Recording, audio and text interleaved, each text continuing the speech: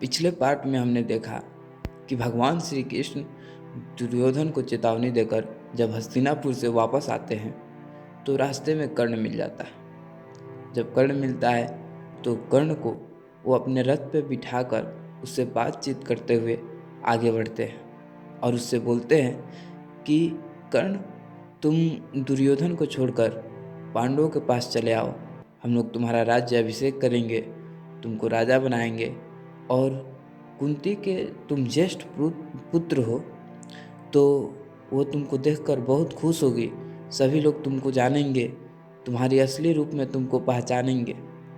कर्ण कुछ समय के लिए गंभीर हो जाता है और फिर भगवान श्री कृष्ण से बोलता है कि केशव, मैं जब भी अपने जन्म का ध्यान धरता हूँ तो उस समय मैं यही सोचता हूँ कि वो माँ कितनी क्रूर होगी, कराल होगी, जो माँ 10 महीना तक अपने पेट में रख कर पालती है, अपने अंदर का रुधिर पिलाकर पालती पोसती है।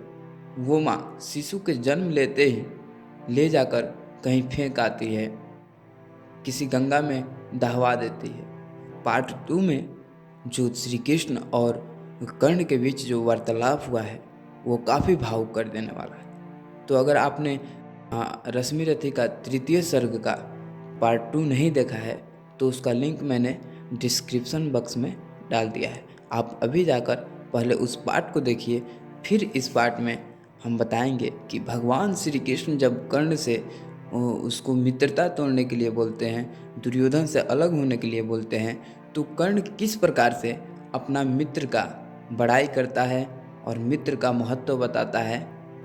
कर्ण क्या बोलता है, आइए हम लोग सुनते हैं रामधारी सिंह दिनकर जी की अद्भुत शब्दों में। विक्रमी पुरुष लेकिन सिर पर चलता न छत्र पुरखों का धर, अपना बल तेज जगाता है, सम्मान जगत से पाता है, सब देख उसे ललचाते हैं, कर विविध यत्न अपनाते हैं। कुल गोत्र नहीं साधन मेरा, पुरुषार्थ एक बस धन मेरा, कुल ने तो मुझको फेंक दिया, मैंने हिम्मत से काम लिया, अब वंश चकित भरमाया है, खुद मुझे ढूंढने आया है।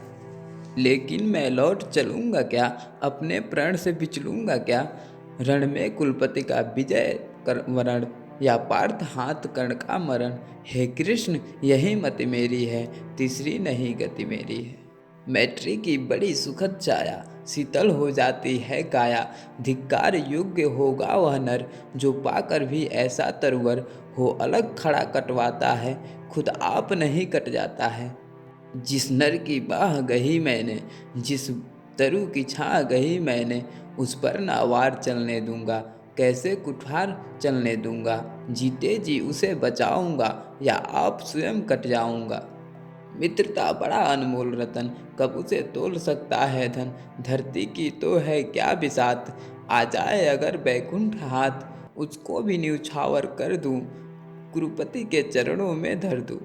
सिर लिए स्कंद पर चलता हूँ, उस दिन के लिए मचलता हूँ, यदि चले वज्र दुर्योधन पर, ले लूँ बढ़कर अपने ऊपर, कटवा दूँ उसके लिए गला, चाहिए मुझे क्या और भला।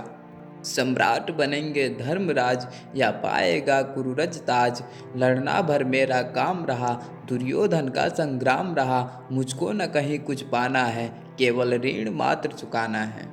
कुरुराज चाहता मैं कब हूँ, साम्राज्य चाहता मैं कब हूँ, क्या नहीं आपने भी जाना, मुझको न आज तक पहचाना, जीवन का मूल्य समझता हूँ, धन को मैं धूल समझता हूँ, धनराशि जोगना लक्ष्य नहीं, साम्राज्य भोगना लक्ष्य नहीं, भुजबल से कर संसार विजय, अगणित समृद्धियों का संचय, दे दिया मित्र दुर्योधन को, तृष्णा छू भी न सकी मन को।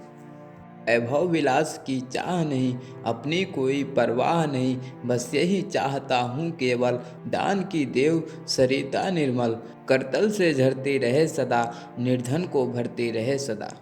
तुच्छ है राज्य क्या है केशव, पाता क्या नर कर प्राप्त विभव, चिंता प्रभुत्व अत्याल्प हास, कुछ चाकचिक्य कुछ पल विलास, पर वह भी यही गवाना है, कुछ साथ नहीं ले जाना है। मुझसे मनुष्य जो होते हैं, कंचन का भार न ढोते हैं, पाते हैं धन बिखराने को, लाते हैं रतन लुटाने को, जग से न कभी कुछ लेते हैं, दान ही हृदय का देते हैं।